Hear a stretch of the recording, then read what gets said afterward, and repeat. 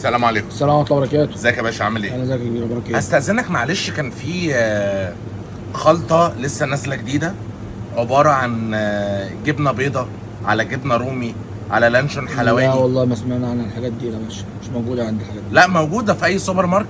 مفيش الكلام ده لا دلوقتي. موجوده، اطلع بره اسال الناس هتلاقيها موجوده. اسمها ايه طيب انا اجيبها لك؟ لا هي اسمها المجبنه، يعني حاجه زي كده. فهي يعني قطع لانشون على جبنه رومي على جبنه بيض. انا مش عارف مش موجوده عندك ازاي طب ما انا بصراحه. موجوده عندي اللانشون وموجوده عندي الحاجات دي كلها لا ده موجودة. كل حاجه سايبه يعني. اه طب هات، بص هقول لك انا بتعمل ازاي، عشان دي مطلوبه جدا اصلا. احنا كاسره ما بناكلش الا هي. خلاص تمام فاحنا كده ماشي. كده بيتنا جنبك، فعشان نبقى ننزل نجيبها منك على طول. خلاص هات تمام هات ماشي. هات قطعه لانشون تمام. وحته جبنه رومي وحته جبنه بيضاء. حاضر ماشي.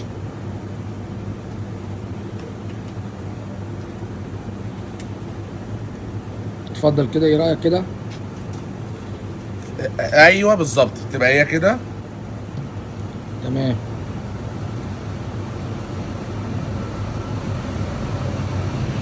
ايه ده، انت جايب العيش معاك ولا ايه؟ هقول لك انا،